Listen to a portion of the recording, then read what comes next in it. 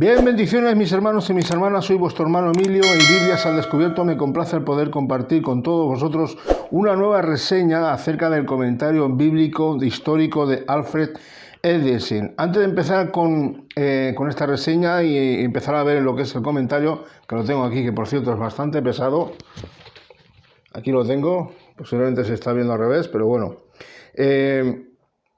es bastante pesado, os lo puedo asegurar. Ahora os diré algunos detalles acerca de las medidas, del peso y de todo lo que tiene. En primer lugar, pediros perdón, disculpas. Sé que subí un vídeo muy cortito simplemente para un próximo lanzamiento de esta reseña, de que ayer sábado, día 7 de mayo, pues iba a subir el vídeo, pero tuve unos inconvenientes familiares, me vinieron... bueno, pues mis hijos, mis nueras, mi familia, y tuve que estar atendiéndolos a todos. Hacía tiempo que no los veía y bueno, hay veces que surgen cosas y tienes que atenderlas, ¿no? Así que pido disculpas. Pero bueno, vamos ya a lo que es a este comentario. Deciros que las medidas que tiene, a ver, yo no voy a nombrar el nombre del hermano por respeto y no sé que luego me llamen a mí la atención, ¿vale? Pero las medidas que tienen, el hermano que da en su canal, que también presenta Biblia, es un hermano que la verdad es que gracias al Señor lo está usando mucho y ha crecido mucho en su canal. Bueno, pues él da unas ciertas medidas. Entonces hay algunas que a mí que sí que, de hecho tengo aquí un metro y lo estoy midiendo para comprobarlo, porque hay algo que me descuadra. El hermano da de largo unos 31 de largo en su canal. A mí me da 27 centímetros, 0,05 milímetros. Luego de ancho a mí me da 20 centímetros con 0,4 milímetros, a él le da 21 centímetros. Pero el grosor es lo que a mí más llama la atención, de ahí que pese tanto este comentario. El grosor de este comentario bíblico de Alfred Edison, el hermano dice que le da 4 centímetros aproximadamente y algo más. A mí me da 6 centímetros, 0,04 milímetros. Y el peso, ahí es donde yo voy a parar. No sé si es que a lo mejor es otro formato diferente, no lo sé, la verdad es que no lo sé, pero yo no estoy en Argentina, o sea que algunos ya se imaginarán qué canal estoy hablando, pero me ha sacado fuera de mí porque yo tengo un peso como el hermano y me pesan más de 3 kilos. Y el hermano en directo, o sea, le pesa 1,8 kg, a mí me pesa más de 3, digo, será la balanza que está estropeada, no está estropeada. He hecho unas pruebas con 1 kilo de azúcar, con medio kilo de pasta, y es correcto. Entonces, no sé si es por el formato que tiene o las hojas, no lo sé. Quizás porque tiene me da más centímetros de grosor, no lo sé. Quizás por las hojas, que son más gruesas, son mejor calidad y a lo mejor a la hora de imprimir ha salido más grueso y de ahí que a lo mejor el peso que tiene, ¿no? Que es bastante considerable. Pero bueno, vamos a entrar ya a lo que es de lleno en la reseña de comentario que nos interesa. Vamos a verlo, vamos a disfrutar de este comentario y vamos a ello. No quiero seguir más hablando, amén. Vale, pues vamos con ello. Bien, pues nada, ya estamos aquí de lleno con el comentario bíblico histórico de Alfred Edison, ilustrado, quiere decir que viene con fotografías a lo largo de todo el comentario. No son en blanco y negro, no son en color, me imagino que es porque también sale un poco más económico, si no nos hubiera costado un poco más caro. 6 tomos en uno, que eso es muy importante. Nos sale más económico porque hubiéramos cogido todos los comentarios uno por uno. Ya te digo de antemano que nos sale mucho más caro. Es igual que el comentario de William Barclay, pasa lo mismo. Todos los comentarios se unieron en uno y Editorial Crie ha hecho un gran trabajo en ese aspecto. Y deciros algo, ¿verdad? Este es el lomo, Editorial Crie, comentario bíblico histórico Alfred Edison. Comentaros algo. Yo no voy a leer todo porque es todo muy largo, muy extenso, te dejo para que tú lo leas, pero sí que voy a leer un poquito acerca del autor, ¿verdad? El precio son 59,99, vamos, 60 euros, y dice así, para que tengamos una idea de quién fue este hermano. Alfred Edison, nacido en el año 1825 y murió en el año 1889, nacido en Austria, en el seno de una familia judía acomodada, cursó estudios sobre la Torá y el Talmud en escuelas rabínicas y de lenguas en la Universidad de Viena. Al emigrar a Hungría se convirtió al cristianismo por la influencia del presbiteriano escocés John Duncan. Marchó a Escocia, donde cursó estudios de teología en el New College de Edimburgo y fue ordenado ministro de la Iglesia Presbiteriana en el año 1846. En 1875 se unió a la Iglesia Anglicana, dedicándose a dar conferencias sobre judaísmo y cristianismo en la Universidad de Oxford, que finalmente se convertirían en gruesas obras literarias. Desde entonces, Eidesen ha sido mundialmente reconocido y apreciado como el hombre que mejor ha sabido analizar y explicar al mundo cristiano el contexto de usos y costumbres judaicas que forman el contexto histórico del Antiguo y Nuevo Testamento. Sus dos obras fundamentales y mundialmente conocidas, reeditadas al inglés hasta el día de hoy, que una es el comentario del Antiguo Testamento y otra es la vida de los tiempos de Jesús el Mesías. Voy a saltarme de esta parte, voy a leer la parte de abajo. Simplemente el presente volumen contiene el texto completo de ambas obras, dispuesto en formato de comentario bíblico, con completas cabeceras indicando el tema, los libros, capítulos y versículos bíblicos comentados en cada página, lo que permite una rápida localización del pasaje o texto bíblico sobre el que deseamos información histórica, y además se enriquece con cientos de imágenes arqueológicas y de arte que se relacionan con los hechos comentados al objeto de ilustrarlos visualmente. Incluye 19 extensos apéndices que tratan otros temas y costumbres de la época no citados directamente en el texto bíblico, para que el autor considere importante incluir para una mayor comprensión de los hechos narrados en el mismo. Se completa con un índice analítico general y un índice de autores citados en la obra. Amén. Bien, pues hasta aquí, y ahora vamos a estar viendo por dentro lo que es el comentario bíblico, histórico, ¿verdad? Daros cuenta que este comentario, la función fundamental y donde más se centra, pues es, digamos, que en el tema histórico-cultural. Quizás que difiere un poquito en cuanto al comentario bíblico de Matthew Henry, al comentario de William Barclay, al McDonald's, ¿verdad? Porque ellos lo que hacen es una interpretación exegética, ¿verdad? Del versículo, interpretando palabra por palabra, cogiendo cada versículo, desglosándolo y, digamos, sustrayendo, digamos, la interpretación correcta de lo que el Espíritu Santo quiso hablar en aquel tiempo, ¿verdad? Digamos que no es esa función la que realmente lleva a cabo este comentario, sino que se centra más lo que es en el tema histórico y tema cultural de la época, ¿verdad? Pero que sí que nos va a aclarar bastantes cosas, viene con muchas herramientas.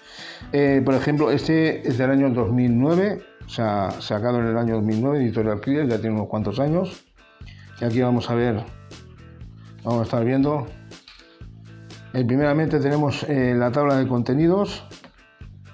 Tabla de contenidos que tenemos el prólogo de los editores, prefacio del autor y tabla de abreviaturas. Bien, deciros que el Antiguo Testamento como el Nuevo Testamento. El Antiguo Testamento está formado por 7 libros, ¿verdad?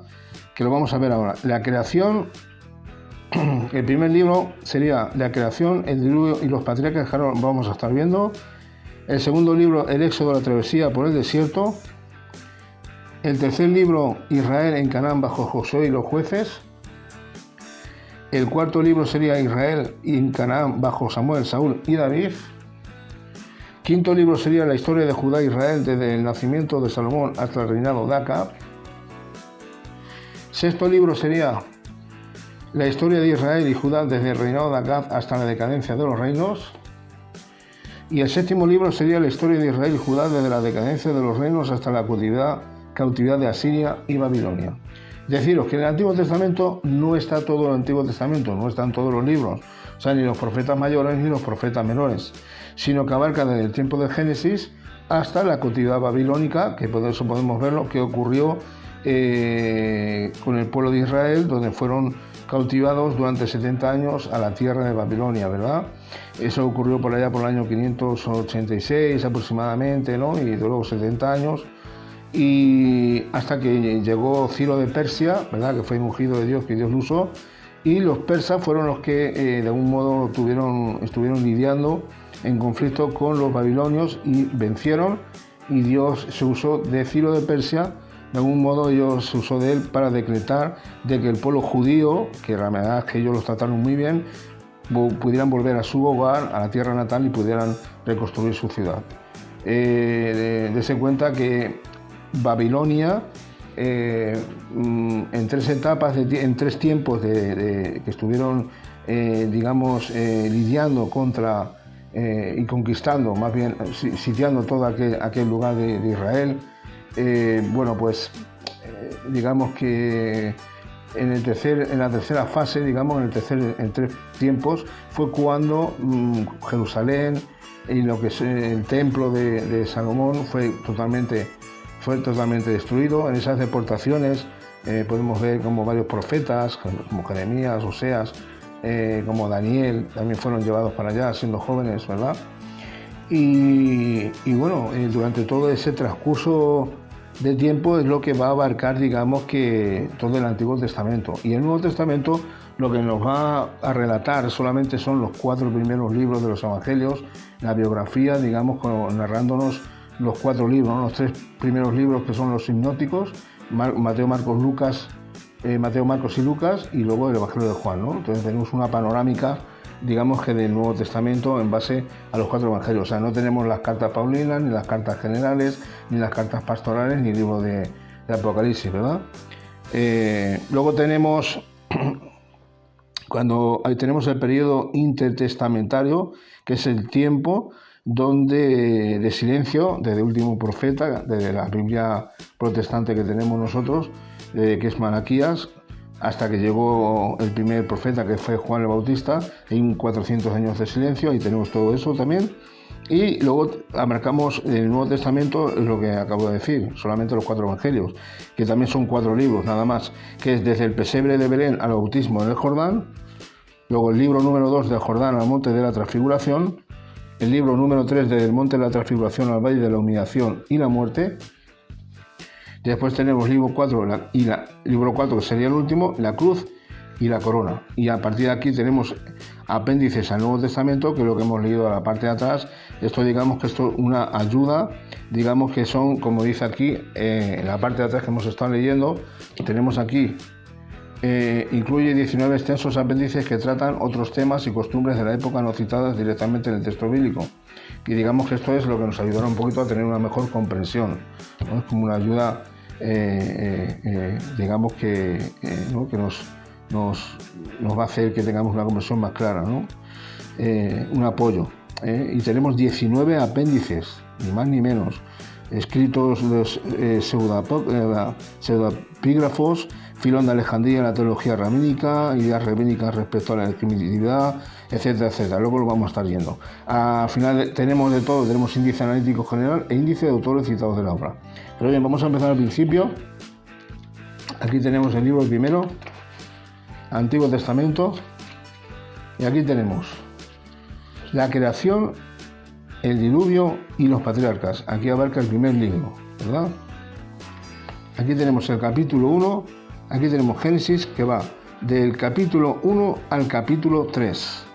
Aquí tenemos la cabecera de los textos, digamos, el hombre en el jardín del Edén, ¿verdad? Y después aquí tenemos la caída, aquí tenemos algunos pasajes bíblicos, o sea que está bastante bien. Aquí tenemos capítulo 2, que abarca el Génesis 4. Abarca el Génesis 4, que va de Caín y Abel. Luego tenemos aquí capítulo 3, Génesis 4, ¿verdad? Aquí tenemos en la cabecera los 2 caminos y las 2 razas. Bueno, aquí tenemos algunas imágenes de ilustraciones, son en blanco y negro. Aquí te dice y te indica a dónde pertenece, ¿verdad? Esto es seguido de la seducción de su sentido, condujo a Eva a comer en el primer lugar y después a inducir a su marido a hacer lo mismo. Su pecado tuvo su consecuencia inmediata. Habían apostado por ser como dioses y en lugar de someterse a ultranza al independientemente con respecto a él. Este sello cilíndrico babilónico del tercer milenio antes de nuestra era, conocido popularmente como cilindro de la tentación, muestra una escena parecida a la tentación de Eva en el jardín de Edén, Museo Británico, ¿verdad? Bien, pues esto es lo que abarcaría el primer libro. Ya os digo que viene con muchísimas fotografías arqueológicas, ¿verdad?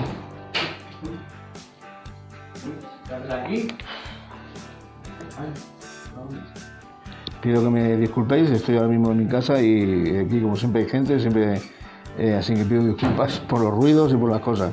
A veces que no me dejan de grabar, pido disculpas. Bien, vamos en este caso con el libro número 2, que es del Éxodo y la travesía por el desierto. O sea, el Éxodo estamos hablando cuando el pueblo de Israel sale del pueblo de Egipto, que se encuentran cautivos durante 400 años. Aquí va también por capítulo 5, Éxodo capítulo 4, de verso 17 hasta el 31, ¿verdad? Despedida de Séfora, capítulo 13, Éxodo capítulo del 34 hasta el capítulo 40.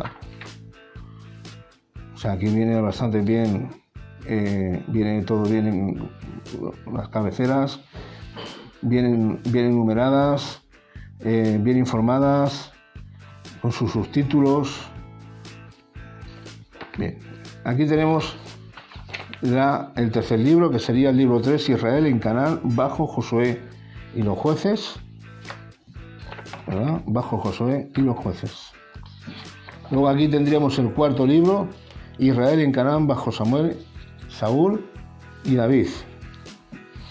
Veis que viene con mucha fotografía. Si fijáis bien, viene bastante bien todo clasificado. Y tenemos 1 Samuel capítulo 18, versos de 4 hasta el 20. Celos de Saúl y sus ataques contra la vida de David. Ahí viene, digamos, que el tema principal. David se casa con Mical. Aquí tenemos algunos apuntes también. Maduración de los propósitos asesinos de Saúl. Ahí viene con más fotografías arqueológicas. Capítulo 13, por ejemplo, 1 Samuel del capítulo 24 al capítulo 26.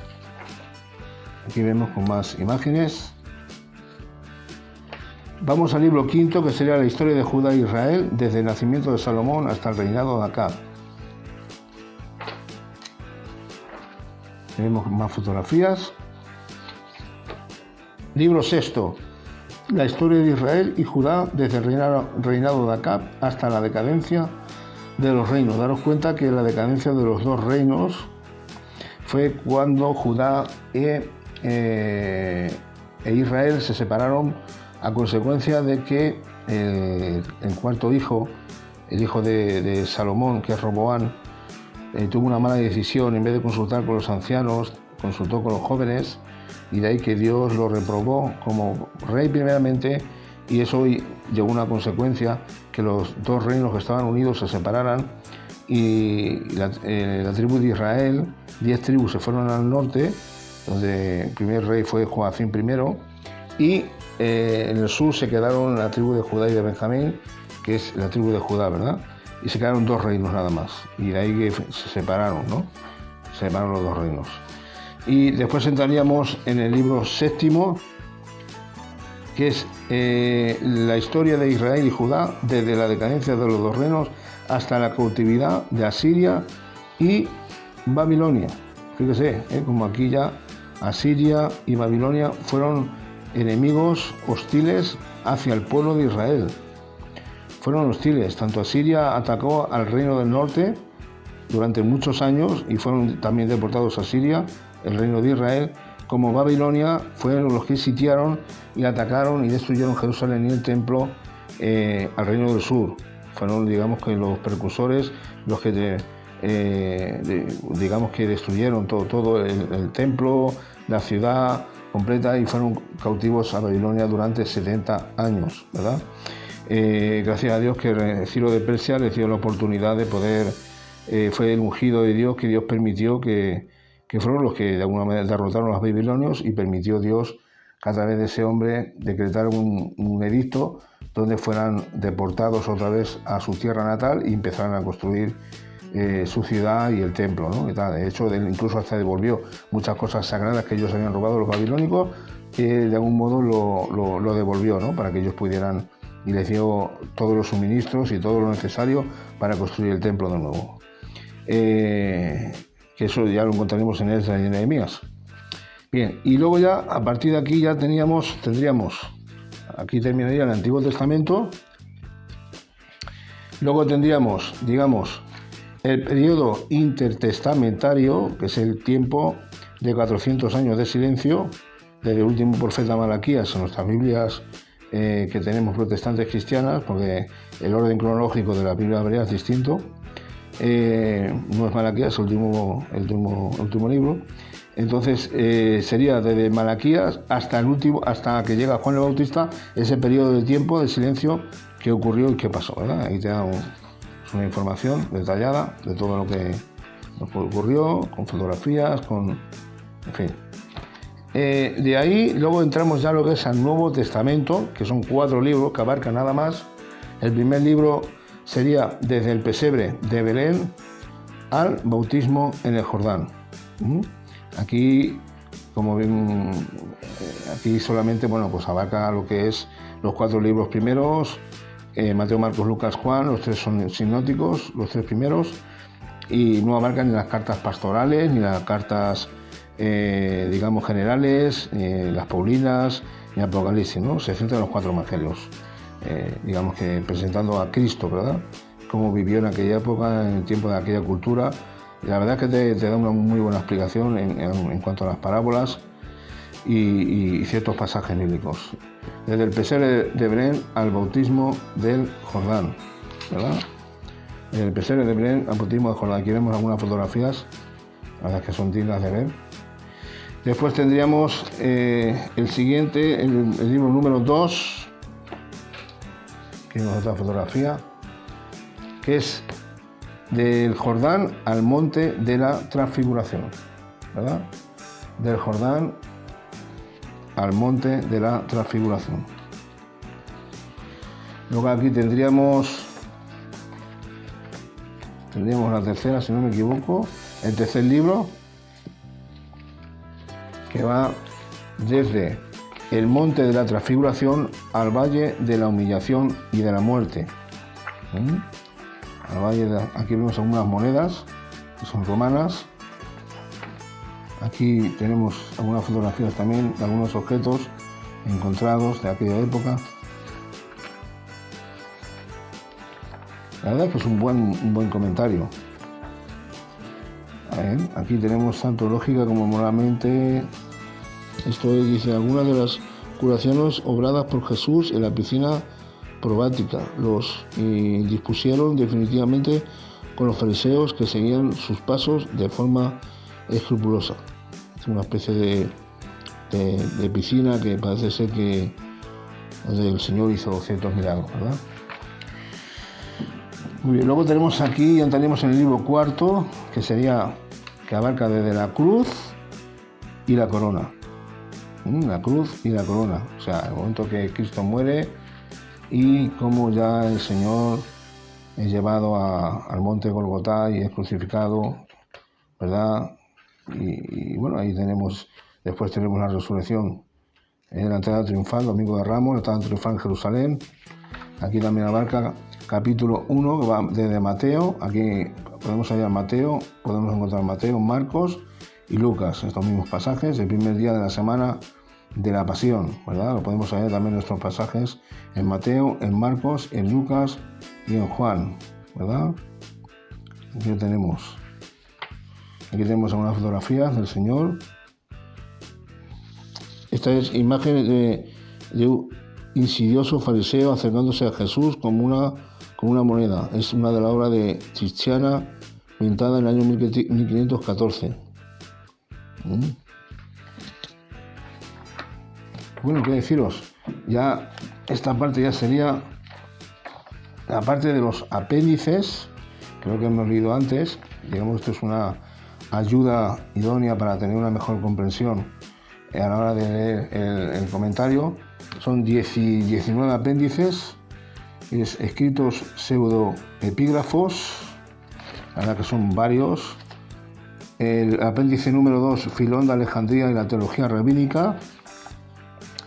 Apéndice número 3, ideas rabínicas respecto a la legitimidad de las imágenes, representaciones pictóricas en monedas, etcétera, etcétera. Apéndice número 4, resumen de la historia judía desde el reinado de Alejandro el Grande hasta el acceso al trono de Herodes.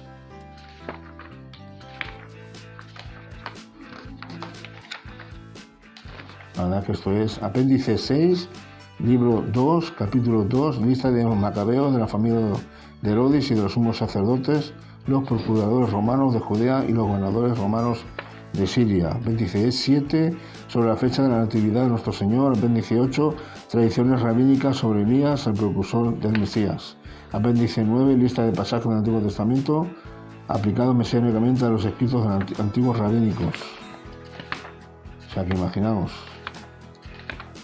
La verdad es que apéndice 10 sobre la supuesta sinagoga del templo, apéndice 11 sobre la profecía de Isaías, apéndice 12 sobre el bautismo de los prosélitos, apéndice 13 angelología y demonología judía, caída de los ángeles. Llevamos bien toda la información que viene acerca de los ángeles, de cada ángel, de quiénes son, hablando de la satanología, de los demonios, el carácter que tienen, cómo trabajan, cómo operan. Apéndice 14, la ley de los tiempos mesiánicos. Apéndice 15, la localización de Sicar y la fecha de la visita de nuestro Señor en Samaria. La verdad es que leyendo todo esto tenemos mucha información y tenemos una panorámica informativa mucho más relevante si esto lo compaginamos con el comentario. Como siempre digo, como dicen todos, ¿no? O sea, no tenemos que depender del estudiante de la Biblia. Aquí vamos a terminar estas dos lecturas. Apéndice 17, las ordenanzas y la ley del sábado, tal y como están establecidas en el Mishnah y el Talmud de Jerusalén. Apéndice 18, Agadat, sobre Simeón Kepán, leyenda de Simón Pedro. Y ya el último, apéndice 19, sobre el castigo eterno según los rabinos y el Nuevo Testamento. Al final tenemos un índice analítico general, que esto es como tener un diccionario. Tú puedes escoger un nombre de una persona, un objeto o por ejemplo, o quizás incluso un árbol o por ejemplo aceite, ¿no? Eso es algo de la naturaleza que se utiliza para la comida, ¿verdad? Para poder cocinar, incluso el aceite también de las lámparas que utilizaban las 10 vírgenes. Bueno, aquí puedes coger la palabra que quieras, el nombre de una persona, incluso y ahí te da el número de la página. Y por ejemplo, imagínate Alejandro Magno, el grande, ¿no? Y viene 576, entonces vamos a la página 576 y encontraremos, digamos que la persona, ¿no? Digamos que sobre qué es lo que está hablando. Por ejemplo, si tuviéramos que saber ángeles, huestes de ángeles, aquí no, huestes de ángeles, pues si yo quiero saber algo sobre los huestes de ángeles, yo tendría que ir a la página 488 o la 1311 o la 1314 y ahí digamos que nos daría información acerca de los ángeles y las huestes, ¿no? Así desde la A hasta la Z en el orden alfabético. Nombres de personas, de países, de ciudades, cualquier cosa que te se ocurra. Esto es como tener un diccionario bíblico, cualquier cosa que quieres buscar, lo buscas aquí, Cántico del Cordero, vas a la página que te indica aquí y ahí es donde nos dará información, ¿verdad? Y ya como siempre, pues al final de todo, después del índice analítico, ya tendríamos aquí, digamos, índice de autores citados en la obra, ¿no? De todos los, digamos, de todos los autores que se han utilizado, índice de autores citado en la obra, que ha utilizado Alfred Edison para llevar a cabo esta obra, ¿no? Que herramientas que ha utilizado de otros hermanos también para poder llevar a cabo este comentario histórico, ¿no? Y bueno, hasta aquí lo que es este comentario tan pesado, que pesa pero bastante. Y nada, muchas bendiciones de parte de vuestro hermano Emilio, espero que sea de bendición. Y hasta el próximo vídeo, que Dios lo permita, que podamos subir la próxima reseña. Estoy esperando, estuve hablando con los hermanos de Madrid y posiblemente la Biblia que es de Editorial Clie, también trabaja con Vida, Editorial Vida, lo profético y escatológico. No creo que venga hasta el mes de julio, por lo menos aquí en España, porque sale primeramente en Latinoamérica o en Estados Unidos y después la tendremos por aquí. Entonces, hasta el mes de julio posiblemente no creo que esté por aquí, ¿eh? No la tendremos. Pues nada, muchas bendiciones de parte de vuestro hermano Emilio, que Dios le bendiga abundantemente.